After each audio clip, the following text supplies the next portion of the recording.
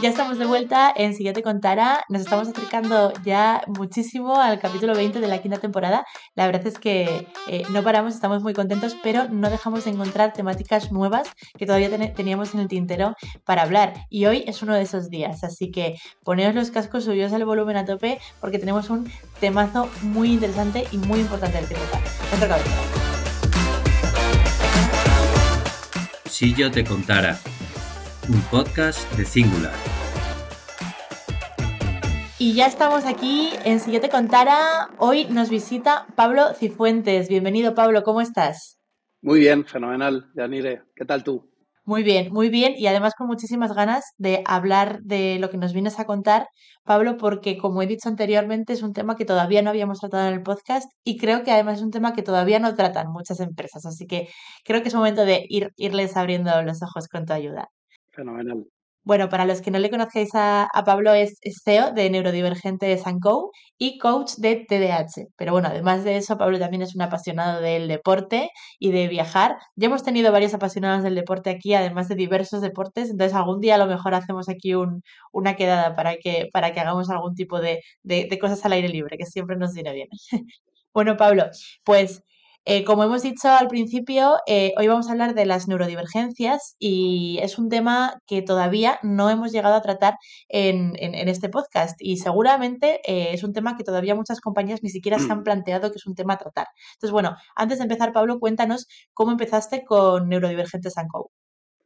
Bueno, el comienzo es porque a mí hace 5 o 6 años me diagnostican TDAH y me diagnostican TDAH porque a mi hija pequeña, le detectan que puede tener TDAH y dislexia en el colegio y a partir de ahí pues empiezo a investigar qué es esto del TDAH, que bueno, todavía no se habla mucho en España. Y entonces, bueno, pues efectivamente lo tengo porque el TDAH es genético, con lo cual nos dijeron, oye, uno de los dos lo debéis tener. En mi caso lo tenía yo y empiezo a investigar.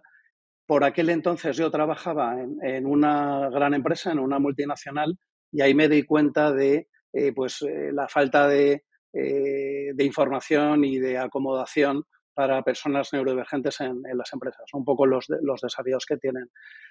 Mi perfil es de emprendedor, con lo cual ahí detecto también la oportunidad y la necesidad de tener alguna iniciativa, algún proyecto para, para solucionar este tema, ¿no?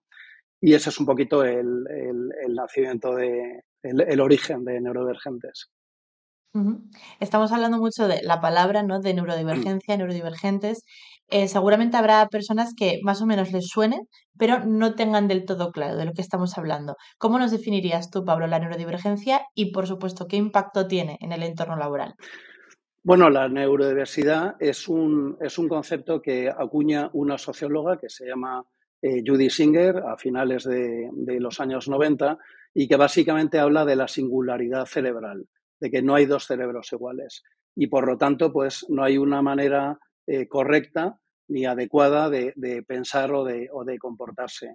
Es una analogía de la biodiversidad y que ya sabes, bueno, que lo que dice es que en cualquier ecosistema todos los seres vivos tienen un papel, ¿no? Y es fundamental para la riqueza del ecosistema. Bueno, pues de igual manera, lo que dice la neurodiversidad es que todas las diferencias cognitivas son necesarias, ¿no? Por lo tanto, todos somos neurodiversos, si bien es verdad que hay un grupo de la población, que es un 20% además, es una cifra importante, que aprende y que piensa y que procesa la información y que siente de manera sustancialmente diferente al resto, que son los denominados neurotípicos. En este grupo de neurodivergentes encontramos diferentes condiciones, como son pues, las personas con TDAH, con autismo, con dislexia, que son personas que tienen una serie de desafíos en el día a día, pero también, y si queréis ahora hablamos de ellos, pues una serie de talentos que muchas veces están poco aprovechados por las empresas. Entonces, la neurodiversidad lo que dice también, que es muy importante, es que estas diferencias neuronales y cognitivas no son problemas a solucionar ni son enfermedades que haya que curar, ¿no? Sino todo lo contrario. O sea, forman parte de la riqueza y han sido fundamentales para la evolución del ser humano. Ujú. Y eso que comentas, ¿no? Esas fortalezas o esa manera diferente un poco de ver las cosas que al final es algo relacionado con la diversidad que siempre es positivo, ¿no? ¿Cuáles son esos talentos únicos que pueden aportar las personas neurodivergentes en una compañía? Los talentos y las capacidades excepcionales normalmente son compensaciones precisamente de sus desafíos, ¿no? Por ejemplo, una persona con... Básicamente hablamos de tres condiciones. Cuando se habla de neurodiversidad en las empresas, hay muchas más, pero estas son un poquito quizá las más relevantes y las que más impacto pueden tener en el día a día de las compañías. Entonces, en el caso de la dislexia, por ejemplo, que ya sabéis, bueno, que es una dificultad específica de aprendizaje, la dificultad consiste son dificultades de lectura, ¿no? Porque les cuesta conectar el sonido de la palabra hablada, con la palabra escrita, ¿no? Lo que se llama decodificación. Entonces, personas que tienen dificultades en la lectura y en la escritura y, sin embargo, compensan con que tienen una capacidad pues, de comunicarse y de expresarse brutal, ¿no? Y concretamente de expresarse de forma gráfica, a través de imágenes. Y tenemos un caso muy gráfico, que es el caso de Steven Spielberg, ¿no? Fíjate qué capacidad tiene de Ujú. comunicarse a través de imágenes. Son personas enormemente creativas. Si tú te vas a una agencia de publicidad, gran parte de su equipo creativo va a tener algún rasgo de dislexia, ¿no? En el caso de los TDAH, es que su condición de neurodesarrollo les impacta, los desafíos que tiene son en las funciones ejecutivas de planificación, gestión del tiempo, gestión de la impulsividad, hiperactividad. La fortaleza que tiene para compensar o fruto de esas condiciones es precisamente esa hiperactividad y esa energía y esa resiliencia que tienen para emprender o iniciar proyectos nuevos, ¿no? Porque además o sea, es un rasgo muy común en el TDAH, esa necesidad de iniciar proyectos nuevos. Luego ya está la parte de continuarlos, ¿no? Que ahí precisamente es donde pinchamos, pero ahí está la riqueza de la diversidad, ¿no? Que siempre vamos a tener gente alrededor, a lo mejor no tan buenos en la detección de oportunidades, sino en la continuidad, ¿no? En el trabajo más de la gestión. Y luego, en el caso de los autistas, los autistas tienen los desafíos que tienen, básicamente son tres bloques, que son la parte de interacción social y de comunicación. Pues son personas muy literales, que a veces les cuesta entender el contexto y en determinadas situaciones sociales pues tienen más dificultades, ¿no? Luego también son personas con cierta rigidez cognitiva y de comportamiento. No les gusta la improvisación, quieren tener las cosas claras, son amantes de las rutinas, ¿no? Y luego, bueno, pues tienen cierto grado de hipersensibilidad a los estímulos, a la luz, a los sonidos. Pero fíjate, las fortalezas que tienes, precisamente esa, esa rigidez y ese hiperfoco en el detalle, les hace, por ejemplo, ser increíblemente buenos en la parte de tecnología, en detección de patrones, en gestión de datos, en el razonamiento. Bueno, pues un poco como verás, ahí están los dos bloques, ¿no? Los bloques de dificultades y los bloques de talento. Es muy común en cualquier neurodivergente. Bueno, antes de seguir, lo que sí que me gustaría decir es que trato de huir de los estereotipos, aunque sí que es verdad que Ujú. cuando hablo siempre de promedios y basado en estudios, ¿vale? Pero cada TDAH, no hay un TDAH puro, Es un no hay, mundo, claro. es un mundo, igual que cualquier persona. Y luego es verdad que hay muchos solapes, ¿no? Hay muchos, gran parte de los autistas son TDAH, gran parte de los TDAH tienen algún rasgo de dislexia, etcétera.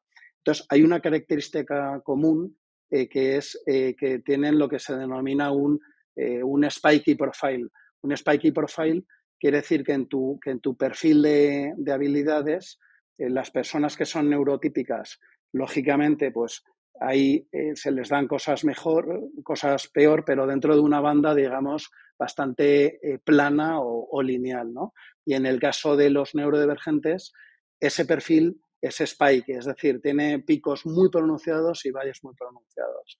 Lo que quiere decir que las cosas que se les dan bien o para los donde tienen habilidades se les da muy bien y donde tienen dificultades tienen muchas dificultades, ¿no? Entonces el problema es que muchas veces se les juzga o las partes más visibles son precisamente los valles, ¿no? Donde tienen dificultades. Por ejemplo, en el comportamiento o en las interacciones sociales o en el llegar tarde a las reuniones o en la impulsividad Sí. o en la hora de la lectura, ¿no? Ujú, ujú.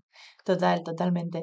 Y Pablo, en este sentido, claro, hay muchos diagnósticos que, o sea, habrá muchas personas que te están escuchando que a lo mejor ni siquiera han sido diagnosticados y se están viendo muy, Identificada. muy identificadas, ¿no? Entonces, ¿consideras que, o sea, cuál es la edad media de un diagnóstico y cuántos diagnósticos tardíos existen? Hablando sobre todo en España, ahora ya que estamos en España. Bueno, para empezar, naces neurodivergente y mueres neurodivergente. No es una cosa que se adquiera, Ujú. si bien sí que hay factores que amplifican la condición, ¿no? Los desafíos. Ahora se están detectando mucho en los colegios a edades más tempranas porque digamos que todo el foco ha empezado poniéndose en los colegios y bien que se ha hecho, ¿no? Porque ahí es donde empieza todo. Entonces ya hay como más protocolos, está más normalizado. Si bien, como bien dices, hay muchos adultos que o bien no están diagnosticados o se han diagnosticado de forma tardía, con todo lo que eso implica, ¿no? Porque has pasado una infancia pues, con más Claro. dificultades en el colegio, te has sentido menos comprendido, te has sentido especial, te has sentido diferente eh, y también por esa falta de información. Entonces, efectivamente, ahora hay mucho adulto que, bueno, empieza a haber más información, se empieza a ver más ruido con esto y se sienten identificados y levantan la mano y dicen, oye, yo quiero saber más de esto o me quiero diagnosticar.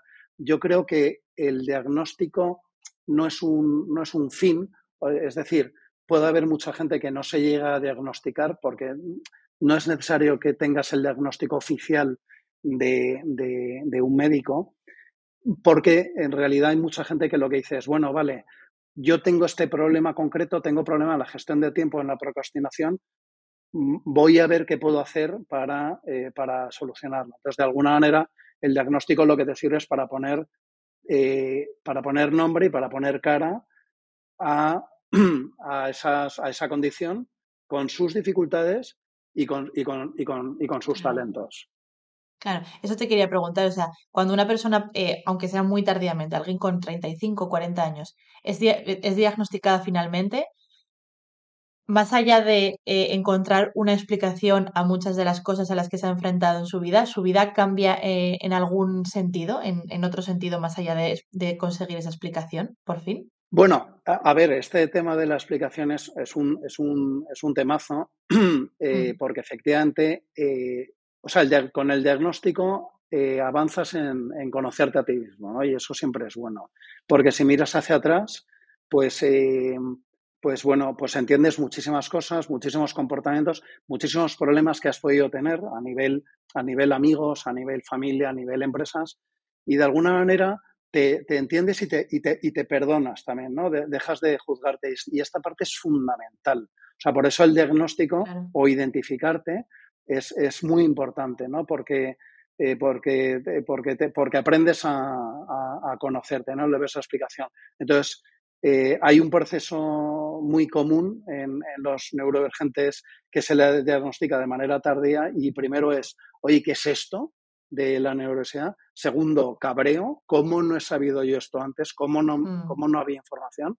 Y tercero, hiperfoco, que es una de las características troncales a cualquier neurodivergente. Oye, esto me interesa, pues voy hasta el fondo y luego, oye, fenomenal, y ahora voy a construir mi futuro, ¿no? Y entonces mi futuro es, soy consciente de que tengo un problema con la gestión del tiempo porque tengo miopía temporal. Yo creo que la tarea voy a tardar 1 hora cuando en realidad me lleva 2 horas y media. Entonces tengo esa ceguera temporal, ¿no? O para salir de casa para una reunión fenomenal, pues voy a tener herramientas o estrategias para poder compensarlo. A mí hay una frase que me gusta mucho de Lynn Maxwell, que es una persona con la que me formé para ser coach de TDA, que decía, oye, no es tu culpa, has nacido sin un brazo, no es tu culpa que no puedes jugar al tenis, pero sí es tu responsabilidad el encontrar tu hueco, oye, juega al fútbol y también en encontrar estrategias de compensación. O sea, no vale decir, como soy TDAH, puedo llegar tarde a las reuniones, no, lo que tienes que hacer es salir 1 hora antes de casa. Claro, buena frase, buena reflexión, la verdad, interesante. Em, Hablando de las personas con estas condiciones en las compañías, lo primero de todo, ¿consideras que es importante que en una entrevista de trabajo esa persona con esa condición lo diga abiertamente?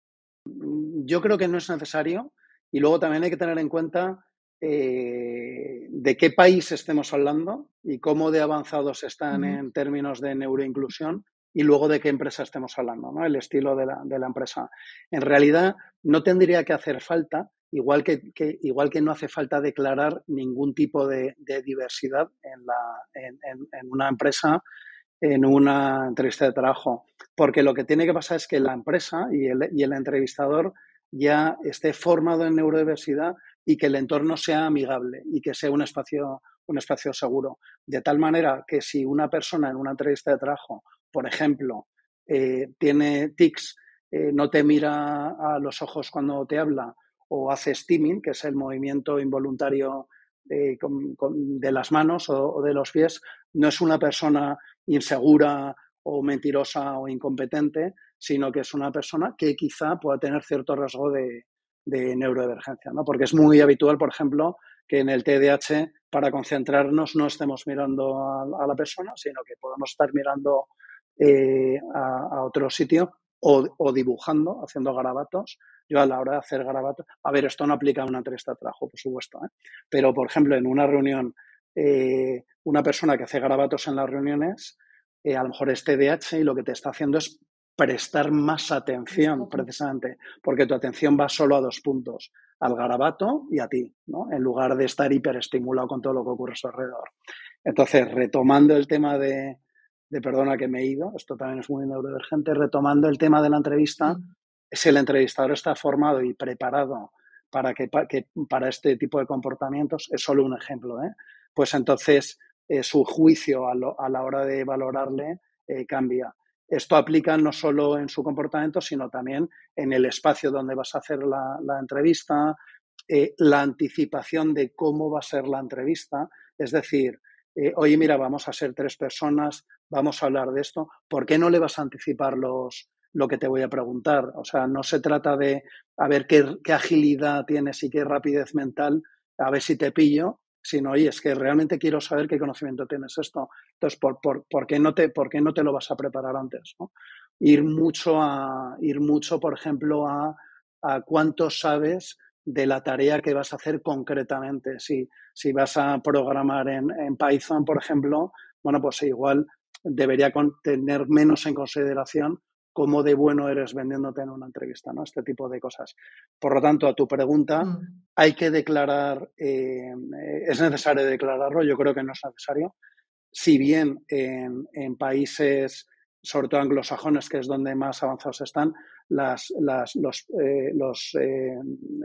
ofertas de trabajo ya muchas veces, bueno, aparte de que la job description está adaptada de una manera muy simplificada y muy directa y muy literal a lo que se necesita, también a veces te preguntan si tienes algún tipo de neurodivergencia, si lo quieres decir, y qué necesidades específicas tienes a la hora de la entrevista. Pero es una sociedad, en este sentido, más formada y más, digamos, más avanzada, ¿no? Que permite hacer este tipo de preguntas. En España y países de habla Claro. hispana, poco a poco. Eso es lo siguiente que te quería preguntar. ¿Cómo estamos en España en ese sentido? Porque a mí todo esto que me estabas contando último, de este tipo de preguntas y de este tipo de job descriptions, yo personalmente no lo he visto últimamente. No, no se ve, a no ser que la oferta de trabajo la haya podido, la lance una multinacional que ya tiene incorporadas este Mm. tipo de políticas, pero por lo general no se ve. En países de habla hispana vamos con cierto retraso respecto a países sobre todo anglosajones, donde la neurodiversidad está súper normalizada y en la agenda de diversidad y en las prioridades de cualquier empresa de cierto tamaño. Y esto también afecta a la parte social, ¿no? En 2 semanas tenemos la Neurodiversity Celebration Week en Londres, donde se para el país, básicamente. El metro se llena de carteles, de información, hay un montón de eventos alrededor de la neurodivergencia, ¿no? O sea, de alguna manera, pues se habla y se empuja este tema en la sociedad y en las empresas. Y en los países de habla hispana, pues vamos un poco a la cola, pero también nuestra sensación es que está llegando, además está llegando con mucha fuerza. Porque muchas organizaciones, sobre todo eso, estamos hablando ya de España, todavía no han dado ese paso, ¿no? Hacia la neuroinclusión y hacia pues tener esa conciencia. Entonces, en ese sentido, ¿cuáles son los principales mitos y bueno, y sobre todo los prejuicios que se pueden tener en las compañías que impiden contratar a una persona con esta condición? Bueno, o sea, en realidad más que prejuicios, yo creo que lo que falta es información y Conocimiento. sí, Sí. conocimiento. Conocimiento. O sea, no deciden no hacerlo, sino que es que no saben en qué consiste esto. Para mí es muy habitual sentarme con directores pues, de recursos humanos o de diversidad y que me dicen cómo es posible que yo no supiera este tema o que no supiera más Mm. de esto, ¿no? Porque les parece, no les parece fascinante, les parece como obvio, ¿no? Y además transversal a todas las diversidades. Entonces, más que prejuicios o más que barreras, lo que lo que nos encontramos es con la desinformación de tal. Esto, Sí. esto les impide. Y luego ya una vez que se toman, o sea, que empiezan en ese camino, bueno, pues hay obstáculos también ya los habituales, ¿no? De prioridad, de presupuesto, de momento para hacerlo, de la dificultad que puede tener el plan, etcétera. Pero el problema para el primer paso es que hay desconocimiento. Ujú. Y precisamente un poco esa es la función que tenéis en Neurodivergente Co, ¿no? Que poco a poco es ir dando a conocer pues todas estas condiciones de los neurodivergentes. Cuéntanos un poco, Pablo, lo que hacéis en Neurodivergente Co. Sí, eso es un poco nuestro papel. O sea, la manera de explicarlo es que acompañamos a las empresas en este camino, porque es un camino. O sea, no es un tema de plug and play y ya soy neuroinclusivo, como cualquier, pues digamos, transformación en cualquier empresa, pues lleva un proceso. Lo primero que tienen que hacer las empresas, a lo primero que les ayudamos es a preguntarse ¿por qué tendría que hacer yo esto? Porque tienes que tener muy claro el propósito, más allá de tener un nuevo check en tus políticas DEI, tienes que entender cuáles son los beneficios de hacerlo, ¿no? Y los beneficios, aparte de la parte pues de clima laboral y social, que son muy importantes, también lo que tienen que entender es la conexión que tiene esto en términos pues de innovación, de eficiencia y de productividad, ¿no? O sea, tienen que tener claro la contribución que pueden tener estas personas como agentes de cambio dentro de las organizaciones. Entonces, a través de, por un lado, formaciones y de concienciación y, por otro lado, de herramientas, pues eso es un poco como les ayudamos. Las formaciones van dirigidas a toda la plantilla, porque es muy importante, o sea, porque esto lo que va a que quita prejuicios y desarrolla empatía, ¿no? Además, no solo en la empresa, fuera de tu casa. O sea, ahora te explicas por qué ese vecino que le das los buenos días todos los días y no te devuelve saludo o no te mira, pues a lo mejor no es un borde, no es tonto o no es cualquier otra cosa, sino que a lo mejor puede tener algún rasgo de neurodivergente y en este caso le afecta pues a la interacción social, ¿no? Entonces, va a toda la plantilla. Luego también hay que formar a los managers, porque en tu equipo de 10 personas es muy probable que haya 2 con rasgos de neurodivergencia. Entonces tienes que estar formado en cómo gestionar eso.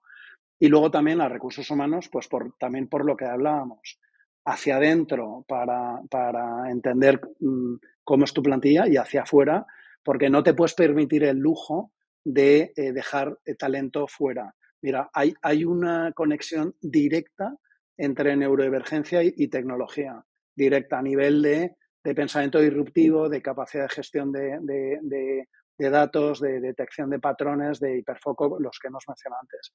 Entonces, hay una paradoja y es que el gran problema de las empresas ahora es que no hay perfiles tecnológicos. Hay una demanda brutal que no se cubre de perfiles tecnológicos especializados.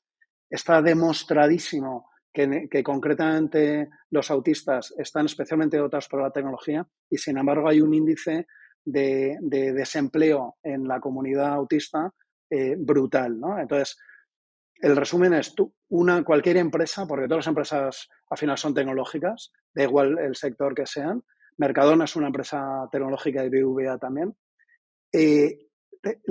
Las empresas no se pueden permitir el lujo de dejar gente fuera por por tener un proceso de reclutamiento que no considere este tema de neurodiversidad.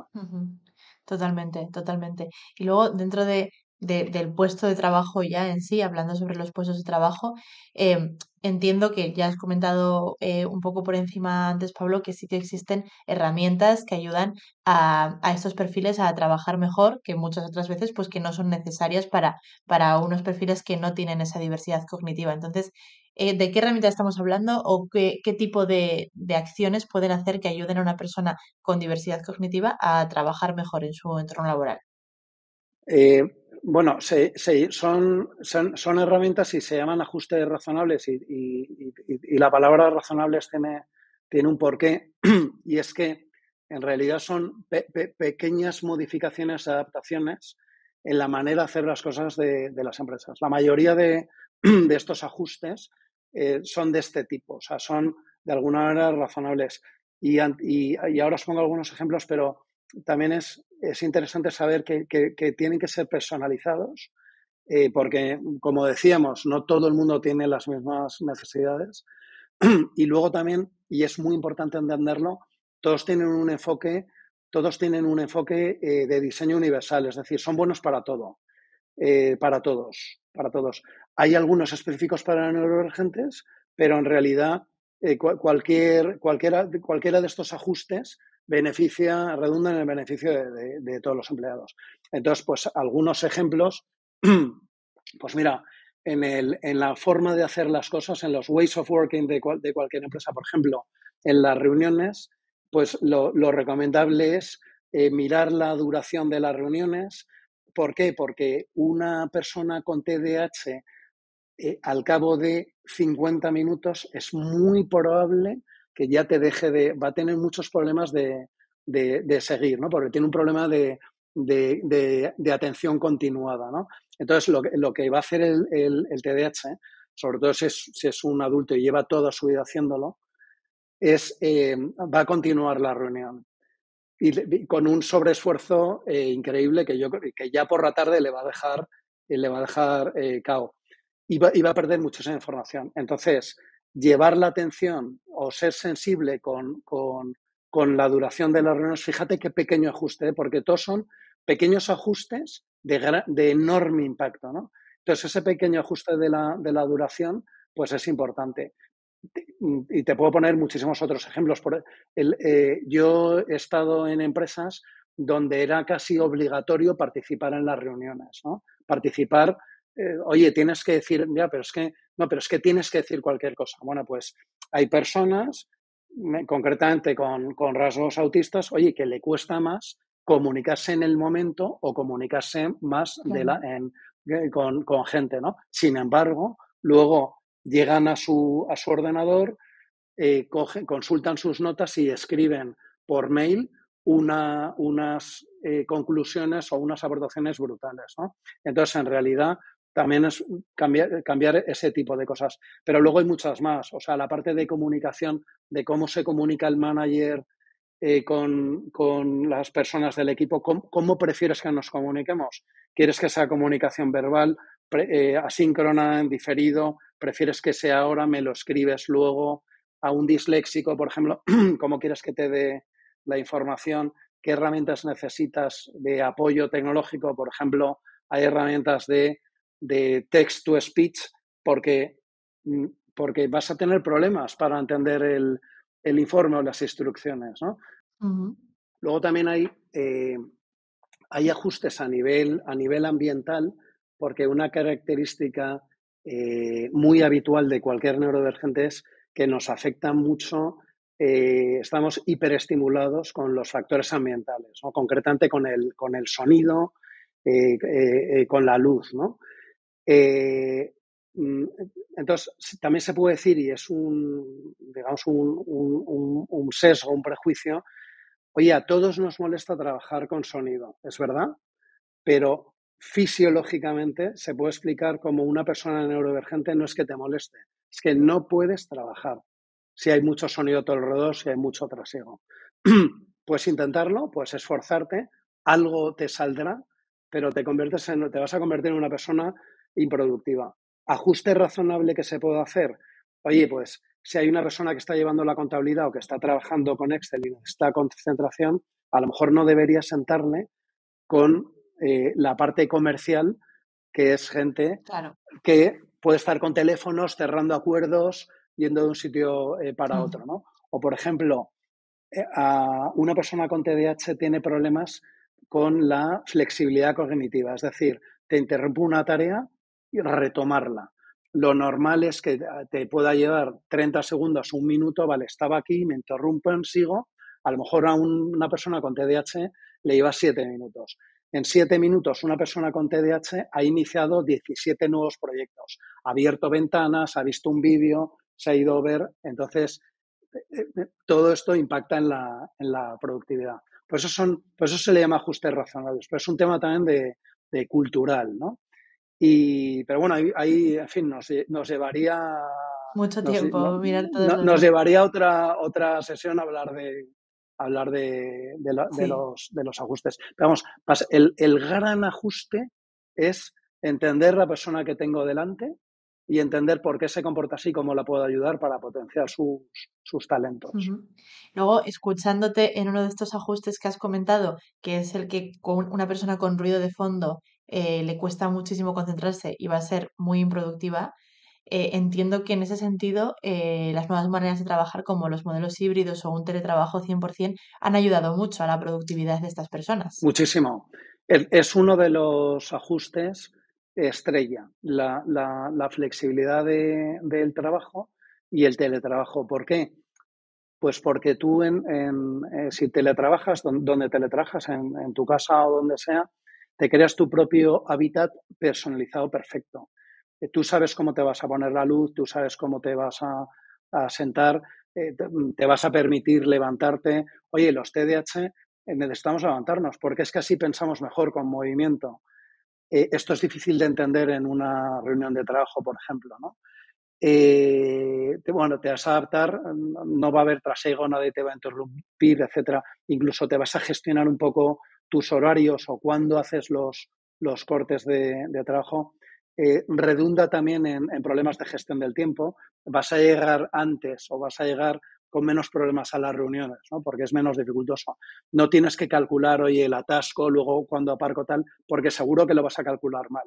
Entonces, y vas a llegar ya nervioso y ya vas a empezar un ciclo de despropósitos, ¿no?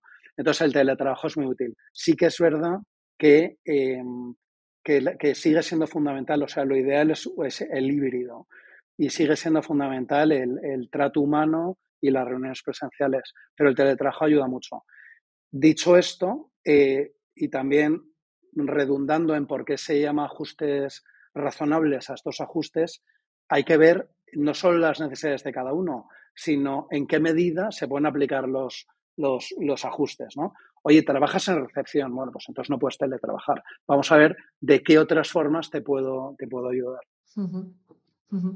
Y luego también están dentro de estos nuevos entornos que están surgiendo, ¿no? Y estas nuevas modalidades que están surgiendo dentro de los trabajos, está la inteligencia artificial que ha llegado hace muy poquito, pero está y estará para siempre, ¿no? Entonces, en ese sentido, Pablo, ¿cómo puede ayudar la inteligencia artificial a mejorar la inclusión de las personas neurodivergentes, tanto a la hora de los procesos de selección realmente, o sea, a la hora de hacer esa selección y de que no haya sesgos, que eso es bastante importante, y luego también a la hora de ayudarles a trabajar? Bueno, efectivamente, ahora hay mucha polémica. Bueno, en general, la inteligencia artificial despierta muchísimas conversaciones y muchísimas polémicas, ¿no? Yo no soy un experto en inteligencia artificial, o sea, que voy con toda la prudencia del mundo y te digo mi opinión personal, pero el tema de los sesgos en inteligencia artificial está a la orden del día en todos los sectores, en todas las situaciones, ¿no? Un coche inteligente va a tener que tomar una decisión de si salvo la vida a quien me está conduciendo o al imprudente que cruza mal al peatón, ¿no? Y la va a tomar, oye, a quién mato, ¿no? O a quién le va a afectar Mm, esto, ¿no? Y esa información, esos inputs, se los dan los humanos. Entonces, el problema con los programas de cribado basados en inteligencia artificial es que van a depender, van a ser también un reflejo de nuestro sistema de valores y de nuestra ética. Entonces, de manera inconsciente, los sesgos inconscientes que tenemos nosotros a la hora de entrenar a la inteligencia artificial, vamos a hacer que la inteligencia artificial también los tenga. Entonces, la inteligencia artificial no crea estos sesgos, pero sí que los perpetúa, ¿no? A nivel de diversidad. Entonces, ya se está hablando también de auditar a las programas de inteligencia artificial de cribado o de selección de candidatos, de auditarlos para precisamente tratar de eliminar estos claro. sesgos. Y luego también hay muchas herramientas también basadas en inteligencia artificial, pero muy enfocadas en las skills. O sea, o sea, obvian otras facetas del candidato y se enfocan en skills. Es decir, cómo de bueno eres desarrollando en tu desempeño con esta tarea que es para la que te queremos contratar. Ujú, No sé si ujú, responde ujú. a tu pregunta. Sí, sí, sí. A ver, al final también es una pregunta súper, súper, súper amplia, ¿no? Realmente. Entonces también es muy complicado tener una respuesta muy concreta. Pero sí que es verdad que sobre todo el tema sesgos es algo importante, ¿no? Que hay que tener en cuenta. Y al final muchas veces a lo mejor se tienen en cuenta otro tipo de sesgos, como puede ser pues el color de piel de la persona, la raza de la persona o el género. Pero muchas otras veces, pues siempre que se habla de diversidad, a mí personalmente me estoy dando cuenta ahora que seguramente no se esté hablando de la diversidad como con las personas neurodivergentes teniéndolas en cuenta, ¿no? Porque como que se tienen en cuenta muchísimos otros factores primero. Entonces, creo que es importante que se tenga en cuenta y sobre todo que la persona que lo programe esté lo suficientemente bien formada como para tener en cuenta esos sesgos y que la inteligencia artificial pues no pueda caer en esos errores, ¿no? Que al fin y al cabo los errores son reflejo de la persona que lo ha programado detrás. Eso es. Estamos ya casi terminando y a mí siempre me gusta preguntaros a los invitados por cómo se ve el futuro de la temática de la que estamos tratando. Pero aparte de cómo ves el futuro en España dentro de unos pocos años, también me gustaría preguntarte, Pablo, los principales to-do que tienen las empresas españolas para tratar de igualarnos por lo menos a las europeas. Bueno, pues es un poco lo que comentábamos. Las empresas españolas lo que tienen es que formarse y empezar a concienciarse y empezar a tener claros los beneficios de la neurodiversidad, no por imposición en términos de políticas y de responsabilidad social corporativa hacia afuera, sino también en términos de primero, necesidad para cuidar el clima y luego también para redundar en la productividad y en la innovación. Yo me atrevería a decir que detrás de las grandes revoluciones y de las grandes innovaciones, y te puedo poner un montón de ejemplos, vamos a encontrar mentes neurodivergentes. O sea, estamos hablando de, pues desde Einstein, Steve Jobs, Bill Gates, hay un montón, ¿no? Entonces, yo creo que un poco los deberes que tienen las empresas españolas, pero que ya te digo que son deberes que poco a poco van empezando a coger y a entender. Pero lo que tienen que hacer es formarse y formar a sus equipos. Normalizar las diferencias cognitivas. No son ni malas ni buenas, igual que tampoco es ni bueno ni malo la raza, el género o cualquier otra diversidad.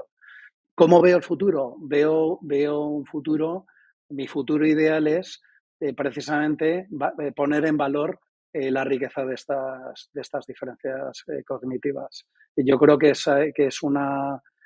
yo creo que es algo que ninguna empresa va a poder, no va a ser opcional para ninguna empresa. Mira, hay una, no sé si conoces la pirámide del Leoncioni, no, perdona, Lencioni. Bueno, pues sí, luego te paso información. Básicamente simplifica mucho las disfunciones de cualquier equipo, ¿vale? ¿Qué es lo que falla en los equipos para conseguir los resultados? Y la parte de abajo es la confianza. Tiene que haber o sea, se tiene que crear un espacio seguro y de confianza en la que todas las personas, y más aún las personas neurodivergentes, tengan esa confianza de poder decir lo que piensan, lo que sienten. ¿Por qué? Porque de ahí, o sea, tenemos que ser capaces de decir nuestras vulnerabilidades. ¿Por qué? Porque a partir de ahí nacen las buenas ideas. Si vamos con miedo, entonces no nos vamos a atrever a dar ideas innovadoras. Y luego la siguiente es el conflicto. Y sin el conflicto, o sea, sin cuestionarnos las cosas, no hay innovación. Y entonces, los neurodivergentes son expertos en el conflicto. Se puede interpretar mal porque son los conflictivos, pero realmente el conflicto el conflicto es fundamental. Si no hay conflicto y siempre hacemos lo mismo, entonces no hay cambio. Eso es. Efectivamente. Qué bueno, qué bueno. Pues muy interesante esta pirámide. Sí que te voy a pedir que me pases más información porque seguro que para contenidos extra nos va a venir fenomenal, Pablo. Yo he aprendido muchísimo y estoy muy contenta con esta entrevista porque creo que estoy convencida que hemos hecho clic en la mente de alguna persona de recursos humanos y que estamos ayudando un poquito a que las compañías poco a poco sean mucho más conscientes de eso. Así que, Pablo, un placer charlar contigo. Nos han quedado muchas cosas. Yo creo que podríamos hablar muchísimo más y hacer más trabajo todavía de dar a conocer. Así que espero verte pronto. Y bueno, pues muchísimas gracias por tu visita. Fenomenal, cuando quieras. Un placer también para mí. Un placer, Pablo. Nos vemos pronto. Nos vemos pronto y por supuesto os veo pronto a todos vosotros, nuestros oyentes. Ya sabéis dónde estamos. Somos Yo Te Contaré, estamos en Spotify, en YouTube y en LinkedIn como Singular. Nos vemos en la próxima. Hasta pronto.